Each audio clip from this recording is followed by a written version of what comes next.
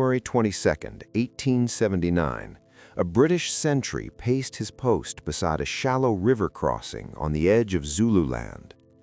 Nothing moved, no warning, no sign that anything was wrong. A few miles away, beyond the low hills, an entire British column was being destroyed.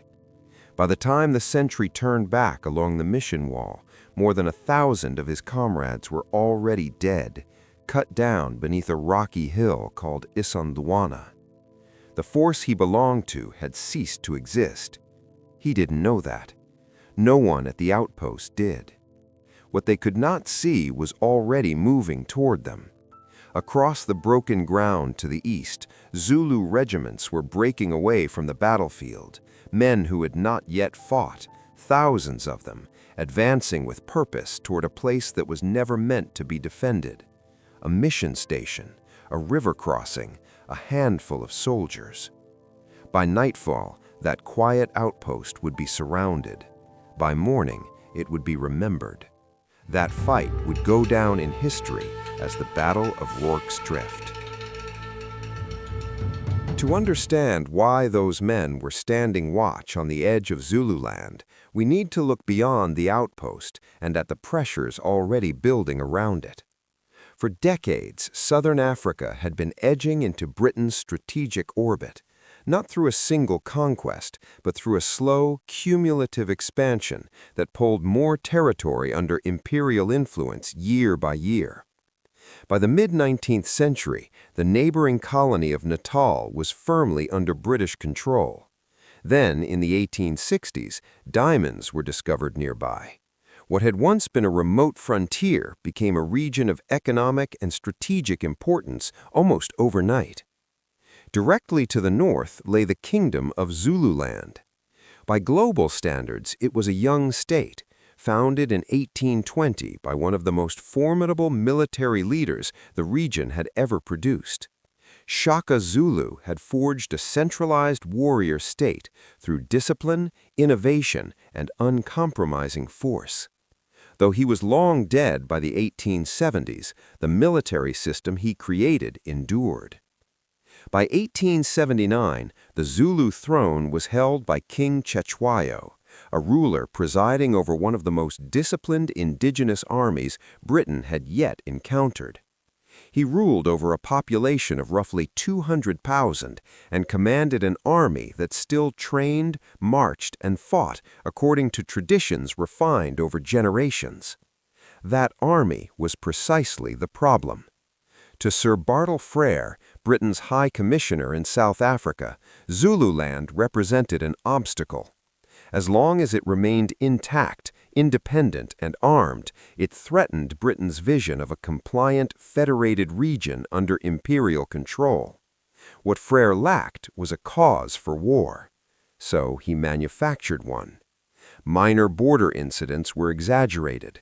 Diplomatic disputes were reframed as security threats.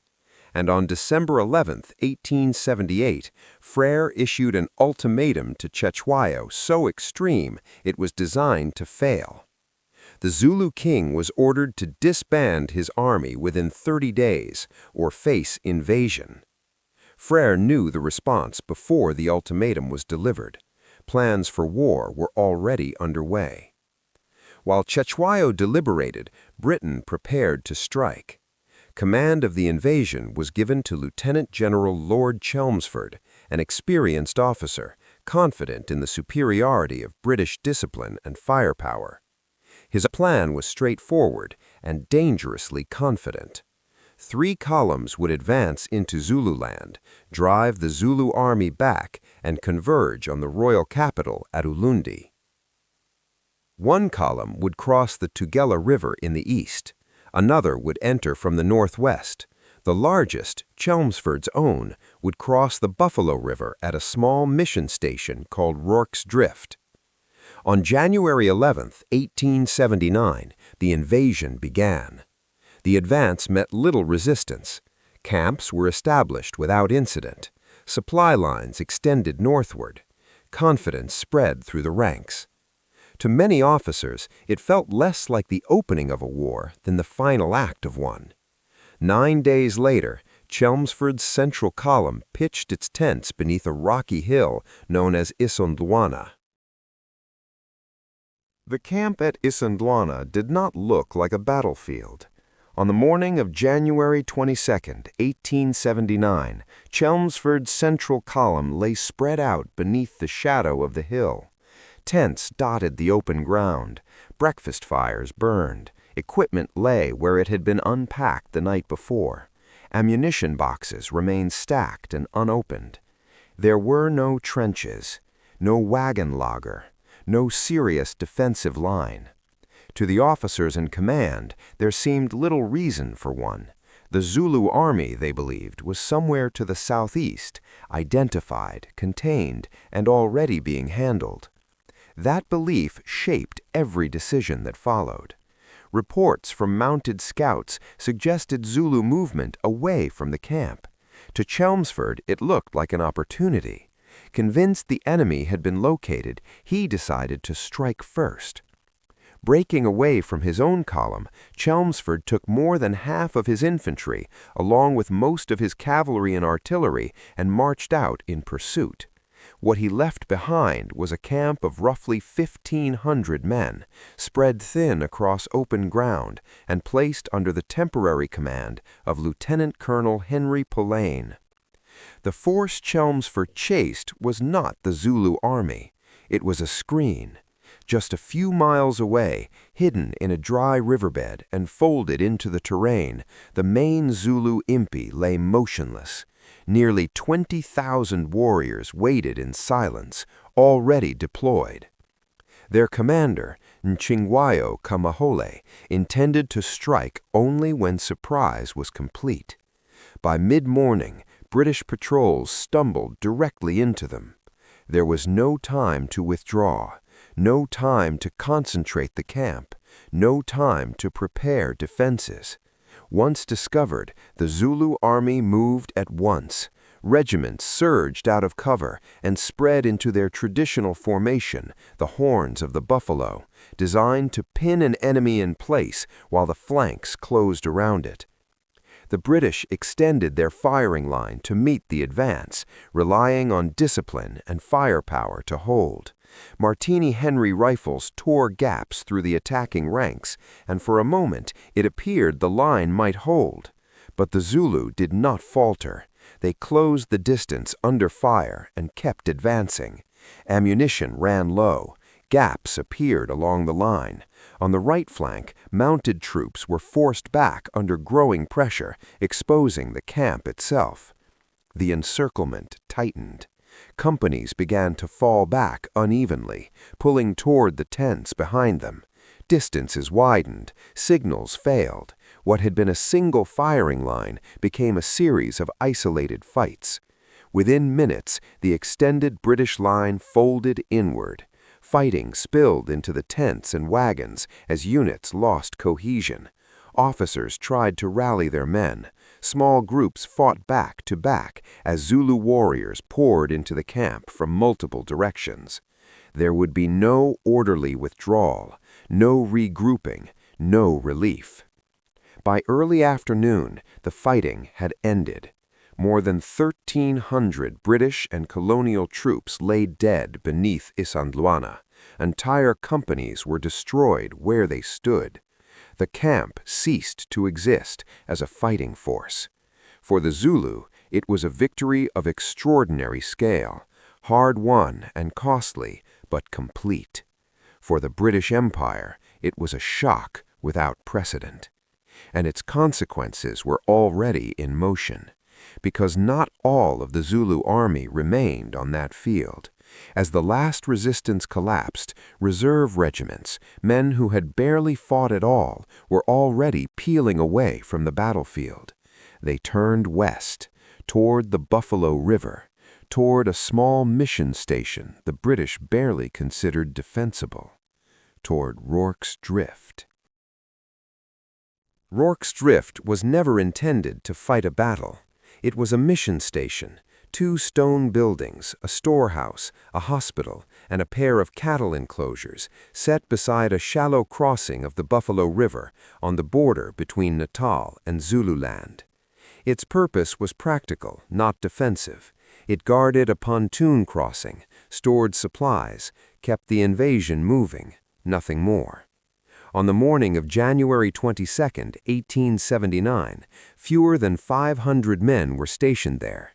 By mid-afternoon, barely a third of that number remained. The post's commanding officer, Major Henry Spaulding, had ridden south toward Helpmacar that morning to arrange reinforcements. Before leaving, he placed the station under the temporary command of Lieutenant John Chard of the Royal Engineers. It was meant to be routine. Chard returned from Isandlwana shortly before noon.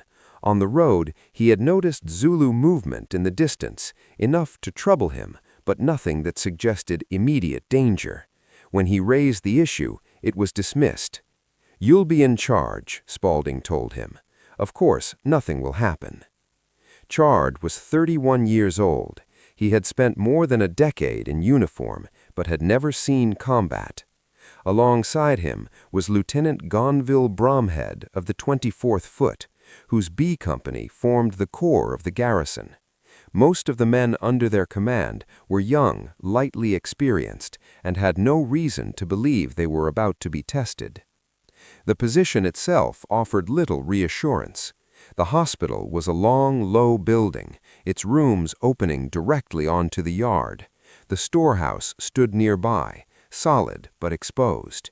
To the south rose a low hill, Chiane, known to the British as Oscarburg, overlooking the entire post. It was ground any attacker would choose. For a time, nothing happened. Then, the first fugitives appeared. Men from Isandlwana, bloodied, shaken, scarcely able to speak, staggered into Rorke's Drift with fragments of a story that seemed impossible to accept. An entire column destroyed, thousands of Zulu warriors on the move, no organized resistance behind them. What sounded like rumor hardened into certainty. The Zulu army was no longer contained, it was no longer engaged, it was loose, and it was moving in this direction. Chard, Bromhead, and the senior men gathered to decide their course. Retreat was raised and dismissed immediately. To withdraw meant abandoning more than 30 wounded men lying helpless in the hospital. They would not survive the night. There was no order compelling them to stay, no expectation that help would arrive. But the decision was made. They would remain. They would defend the post. They would hold Rorke's Drift. With only hours left before the enemy arrived, they began turning a mission station into a fortress. There was no blueprint, no prepared defenses, no time. What Chard and his officers had were a handful of buildings, a shrinking garrison, and the certainty that if the Zulu army reached Rorke's Drift, there would be no second chance to prepare. Orders were issued immediately. Mealie bags, heavy sacks of maize weighing close to 90 kilos, were hauled from wagons and stacked into crude walls.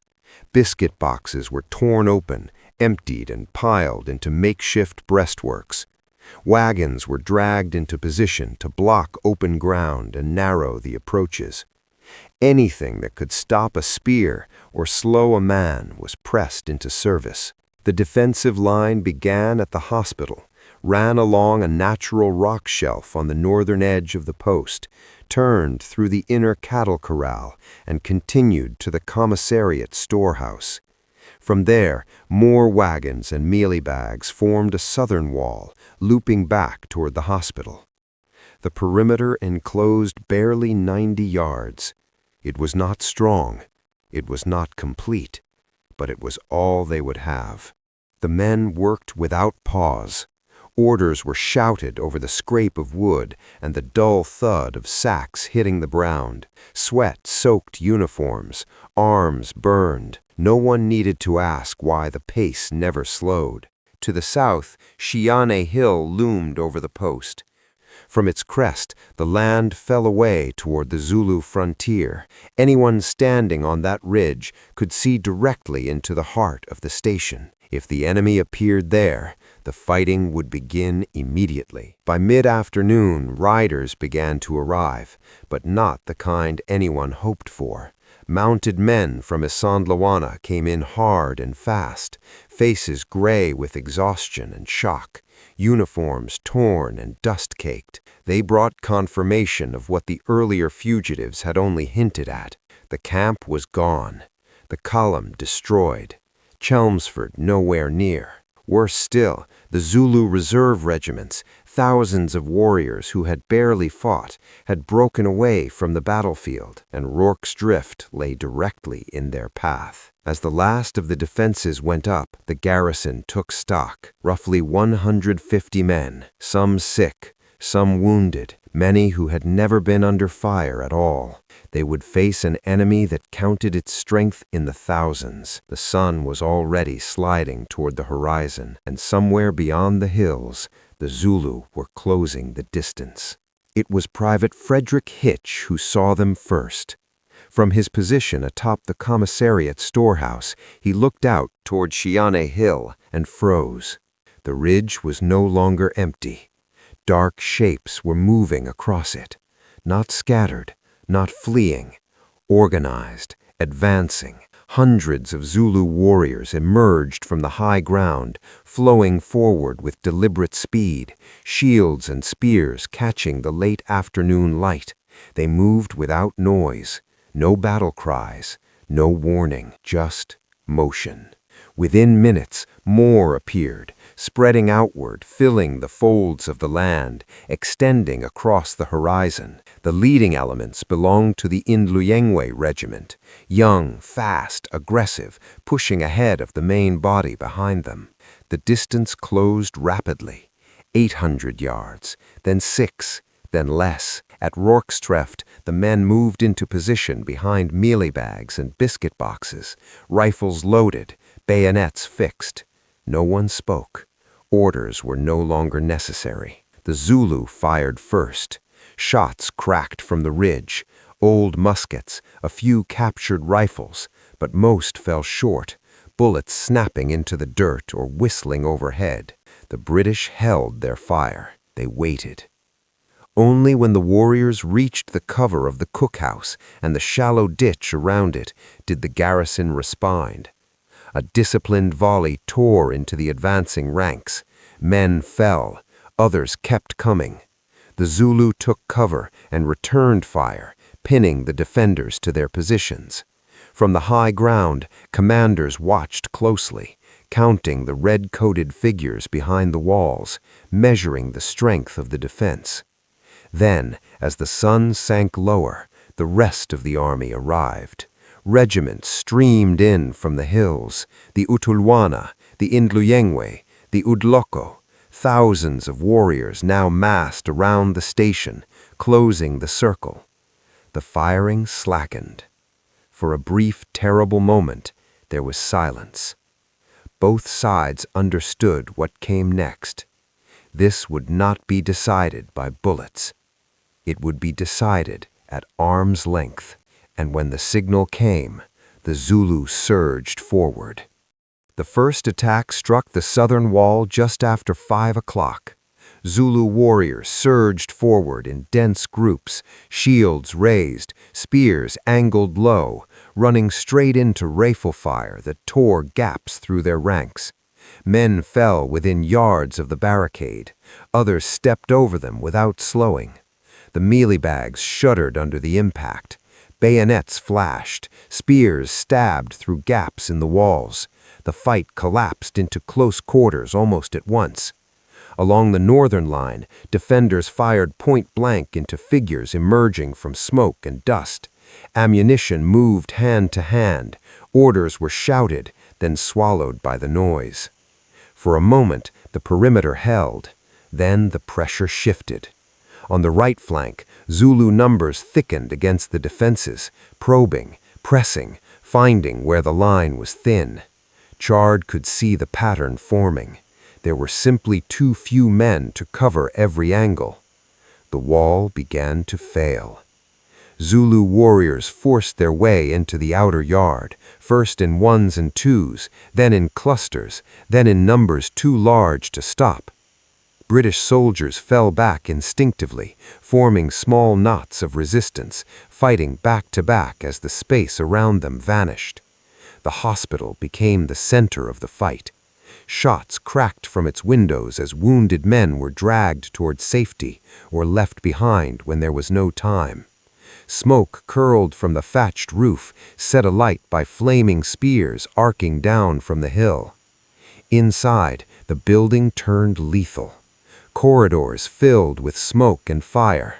Soldiers smashed through mud walls with rifle butts, dragging wounded men through holes barely wide enough to crawl through, firing and fighting as Zulu warriors burst through doors and windows behind them. Outside, the defenders were losing ground. Chard understood it before it was spoken. The perimeter was too wide. The men were exhausted. The walls were failing. If they stayed where they were, the position would collapse.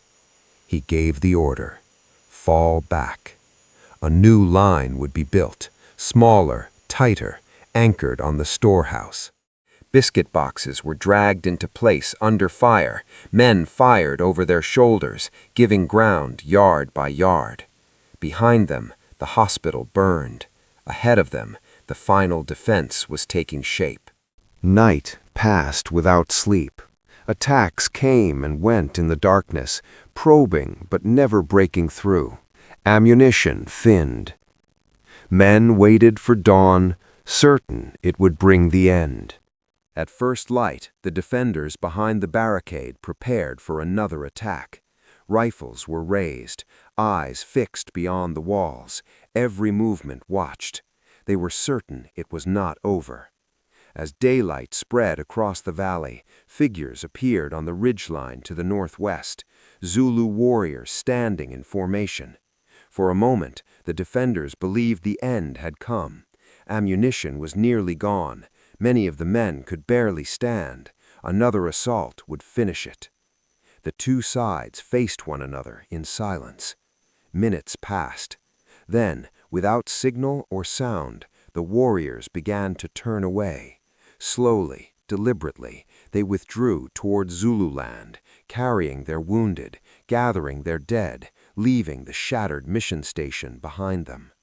Only then did the truth begin to settle in. Rorke's drift had not fallen. When Chelmsford's column arrived later that morning, they expected ruins and corpses. Instead, they found the British flag still flying over burned buildings and broken walls. The cost was severe. Of roughly 150 defenders, 17 were dead and many more wounded. Around the station lay the bodies of hundreds of Zulu warriors. How many exactly would never be known. The meaning of the battle reached far beyond the river crossing. Less than 24 hours earlier, the British Empire had suffered one of the worst defeats in its military history at Isandlwana. An entire column destroyed, more than 1,300 men killed. And yet here, on the same day, only a few miles away, a small, exhausted garrison had endured. Rorke's drift did not erase the disaster at Isandlwana, but it altered what followed. It steadied British morale, it reshaped public perception, and it became one of the most closely studied defensive actions of the Victorian era. 11 Victoria Crosses were awarded, the largest ever given for a single engagement, though even at the time there were those who questioned whether medals could fully account for what had taken place. For the Zulu warriors, the battle was another demonstration of discipline and resolve in a war fought to defend their independence. For Britain, it was a reminder, earned at great cost, that empire was not built on certainty.